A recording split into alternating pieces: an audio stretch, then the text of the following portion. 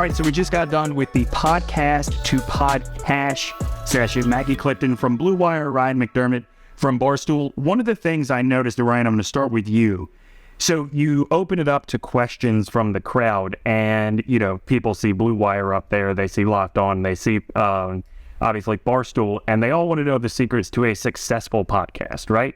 So I'm going to ask you, from looking at this from the sales side, let's dismiss the, no ceiling to your success that people associate with Barstool.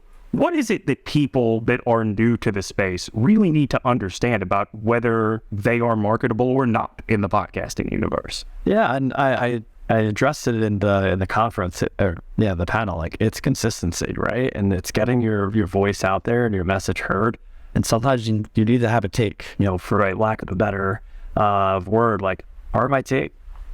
They're polarizing in the sense that they come up with really funny takes that, create really good social media outtakes for themselves. And it's that consistency message. Just get out there and create, and then you will eventually, find an audience. Yeah. One of the things, Maggie, that you mentioned that I think is a real picture of how far podcasting has come, right? Is you mentioned that even if people don't know what Blue Wire does, maybe they know we have that studio at the Win, and there's so much more that, be it a podcaster or an advertiser, that Blue Wire can offer in working with them now. Just what does that speak to in terms of the growth of this space and just even how much more room there is to grow?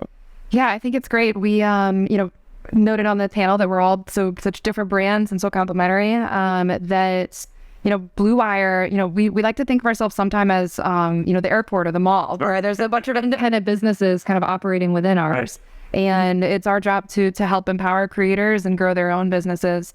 And there's a multitude of ways to do that. And I think it's just, to what Ryan said, I think in order to make a successful podcast, it's consistency, but also find your niche too. We've got a big, Dungeons and Dragons podcast, believe it or not. We've, whatever niche it is, fantasy baseball, it's not that niche, I guess, but to me it is. Finding that niche, finding your audience, and then finding a way to identify those audiences. So there's plenty of ways to run a successful podcast here these days, and, just getting yourself in the right position and hitting the right audience.